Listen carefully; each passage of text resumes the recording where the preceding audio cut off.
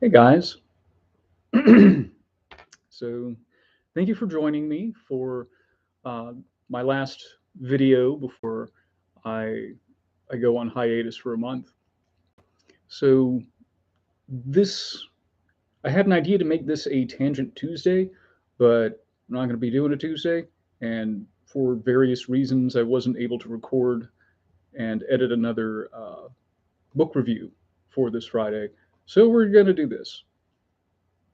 So, anyway, several years ago, I was part of a, a martial arts school, primarily a Jeet Kune Do school.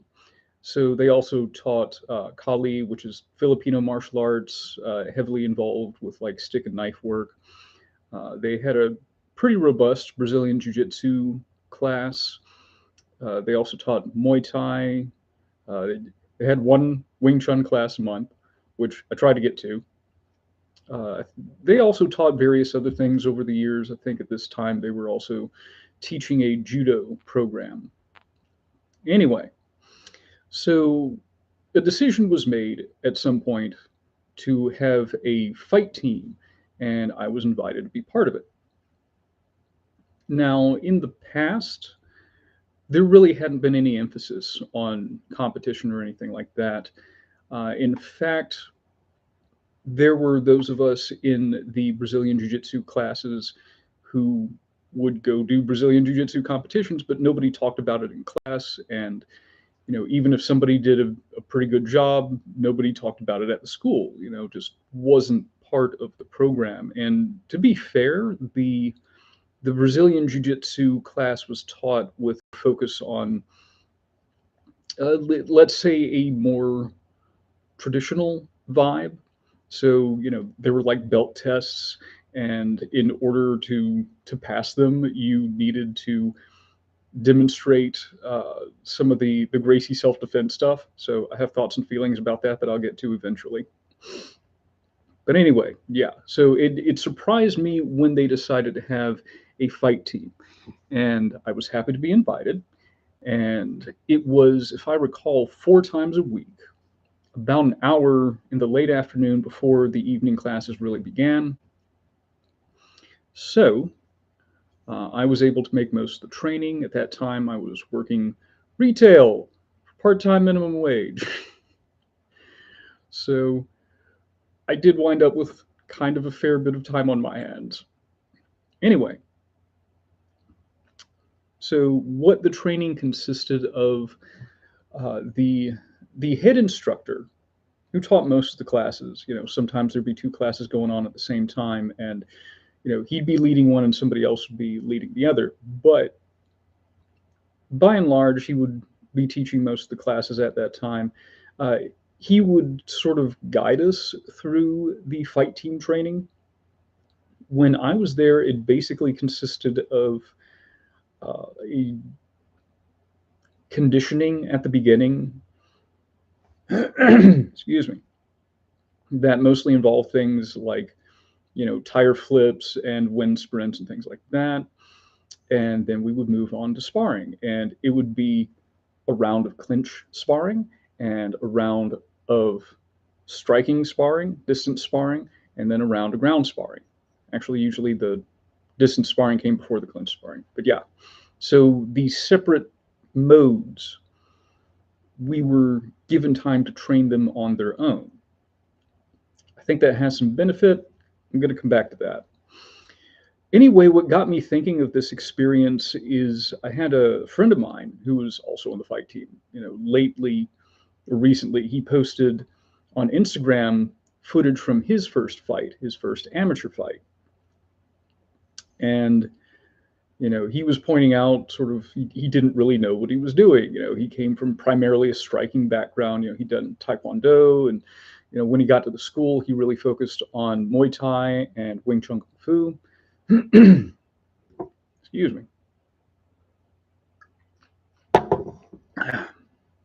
And he was showing a segment of the fight where his opponent has him, pinned up against the fence with what we call an underhook. And one of the most fundamental defenses for an underhook is to swim your own arm in and get one of your own. And he was like, I didn't even know how to do that. And I sort of replied to him like, to be fair, the place we trained wasn't that interested in building fighters and really didn't know how to. And, he replied, LOL, yeah, I pretty much had to train myself. So fast forward to my experience. Actually, mine came before his. But yeah, I'm not going to go into a whole lot of detail because eventually I would like to do a full breakdown of, what went on during the fight preparation, and then a breakdown of the fight itself, and then the aftermath. But they told me, I guess, about a month out that I had a fight coming up. Cool. So after that, what happened? Nobody talked to me about strategy. Nobody talked to me about weight cutting, which would have been useful. There was a fight team manager, not the head instructor, who he's a sweetheart, but he doesn't know anything about mixed martial arts. But he lets me know like the week of the fight. He was the guy getting people fights, but he lets me know the week of the fight, like, so where's your blood test? So I'm like, what blood test? This is the first time in the entire month that I've heard about this. So I had like 3 business days to like, get time off work, find a lab, get a hepatitis test, and get the results back so that I could actually fight. In the middle of all this, I'm trying to let my body recover. I'm trying to focus on weight cutting and, worrying about nerves and things like that. So anyway, and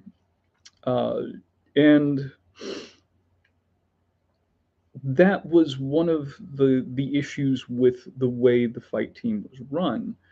There was no personalized training. I was the only one that had a fight coming up that month. And okay, let's say in a gym, you have that situation. You have Abel, Baker, and Charlie, who are on the fight team. And Charlie has a fight coming up. So how does training change? Okay, so now Charlie becomes the focus of the training. And Abel and Baker help Charlie prep for his fight.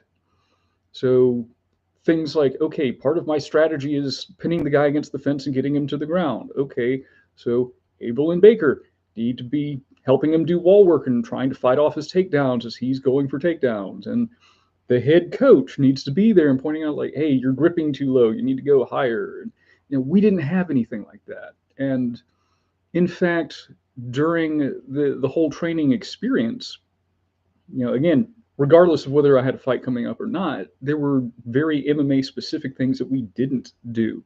We didn't do any wall work. We had the ability to. Walls had pads on them. We could have done wall work. We didn't. We didn't set up like a mock ring. I get it. You can't build one everywhere, but ring generalship or cage generalship is something that needs to be developed, and we didn't do any of that. And we didn't even do like specific skill drills. The feedback I got was never from the head instructor, who, let me go ahead and say, is an excellent instructor, not a good coach. There's a difference. I'll get to that in a bit. So, my peers, the people who are also trying to learn how to fight so that they can get a fight, are the ones who are telling me like, hey, I can tell when you're shifting from like boxing mode to kicking mode, and you need to fix that. Okay, and I'm doing the same for them. One of my buddies, I was like, I can circle to your left side all day because the only thing you throw is a low kick. You're not throwing any punches with your left hand. So we're giving one another feedback. Why didn't the head instructor give us feedback? So that was a deficit of that program. So my fight didn't go the way I wanted it to. Again, story for another time. But I was very underprepared for it. Because I was working retail and getting paid part-time minimum wage, I had to quit because couldn't afford it. Luckily, I had a pretty good setup at the house, So I had people from the fight team and other martial arts friends coming over, so I didn't get too rusty. But a year or so later, a buddy of mine who'd been on the fight team, we'd been out of touch for a while. I heard he had a fight coming up, so I sort of sent the message through of, hey, if you want any help prepping for this, I'd be happy to help in any way that I can. I sort of wound up being his head coach. So that I figured I'd just be holding pads for the guy. What wound up happening, in part because he sent me footage of him sparring. So let me set the stage for you guys.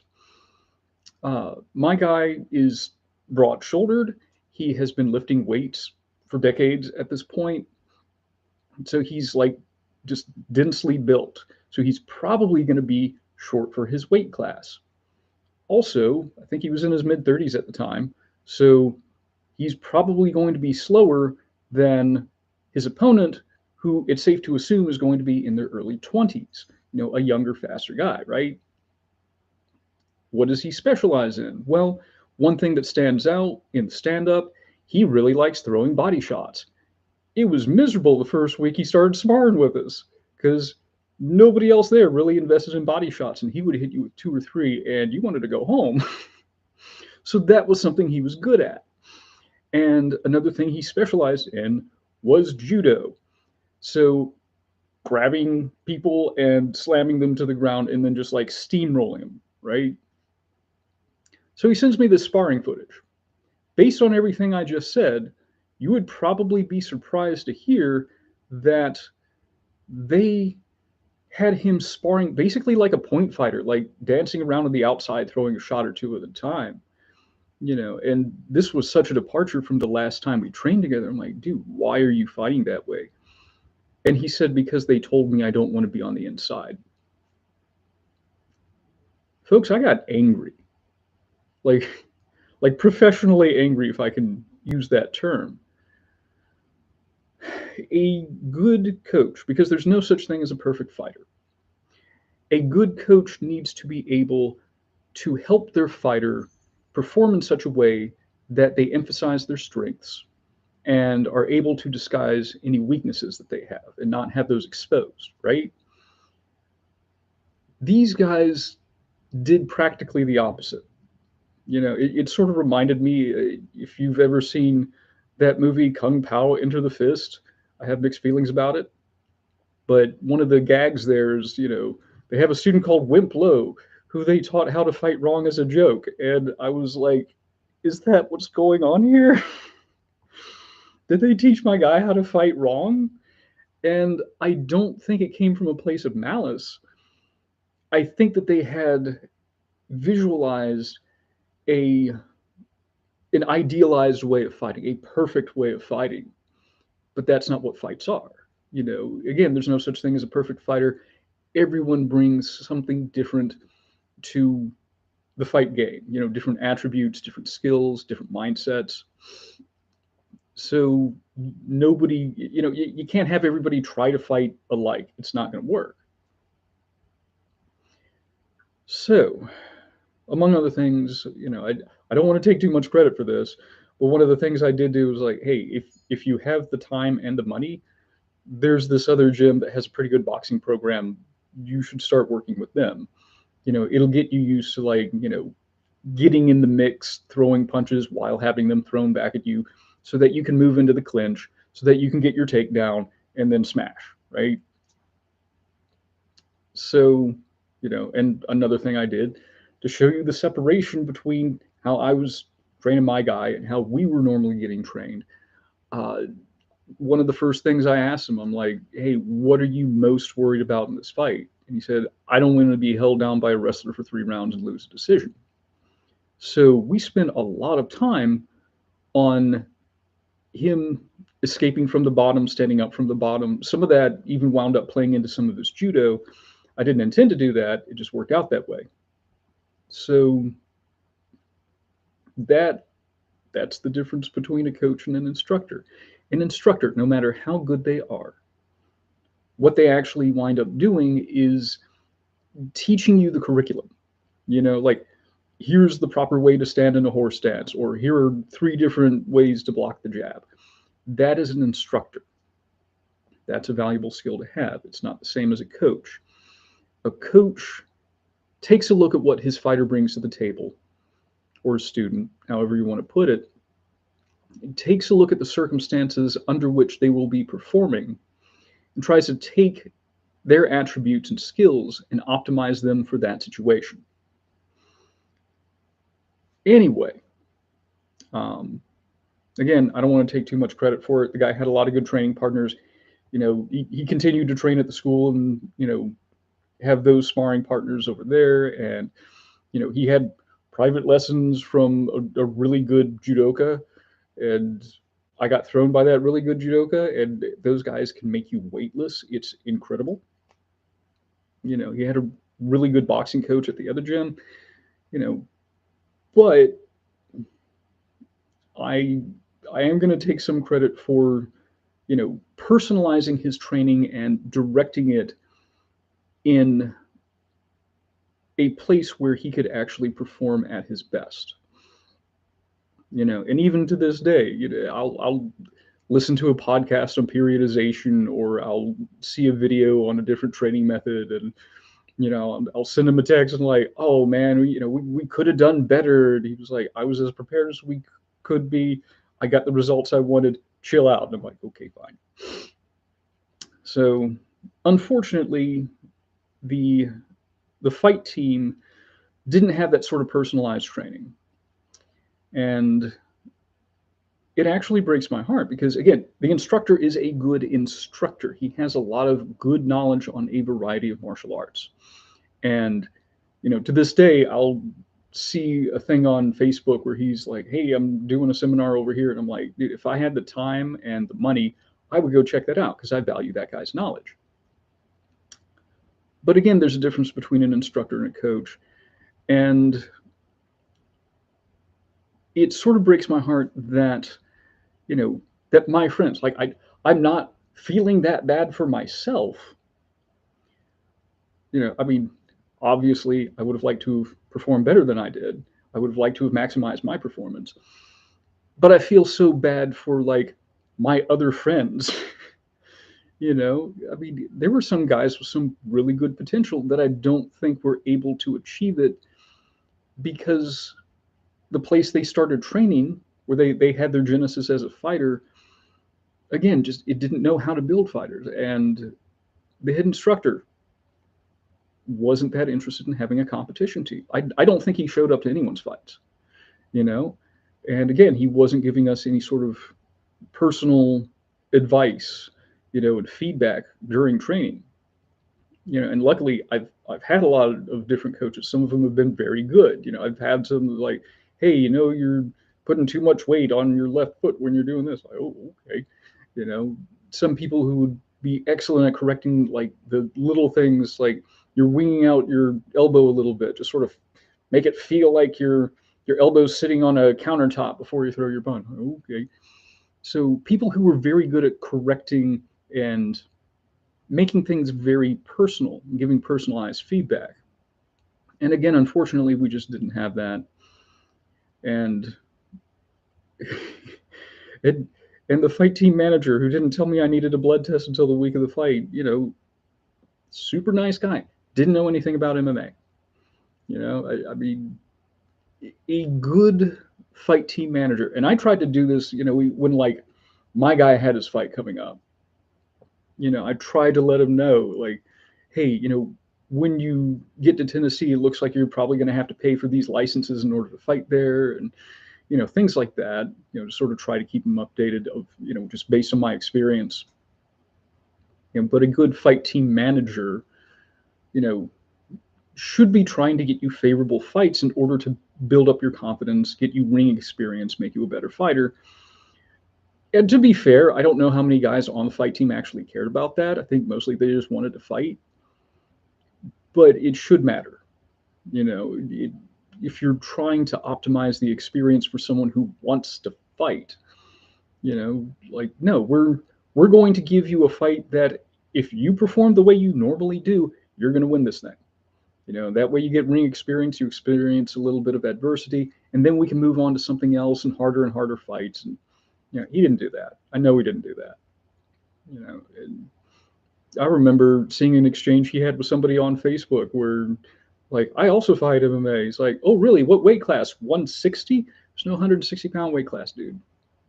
He was ignorant, and I don't think it occurred to him that he could take care of the fighters. So, yeah, it was just not run well. So, to wrap up that idea, if you are a martial arts instructor and you want to have, your students encourage you to have a program, because I'm pretty sure that that's what happened here. The head instructor really didn't have any interest in competition, so I'm pretty sure somebody sort of nudged him in the competition team direction. And there's nothing wrong with that. What is wrong is having a program that you're not interested in and not trying to maximize the program for the benefit of your students. So, for instance, if you teach a style that has forms in it, and one of your students is like, hey, I really want to enter a forms competition, you can sort of be hands-off if you want, but if you're going to do your best to optimize their chances in that, then you need to look into the rules, the scoring criteria of that form competition.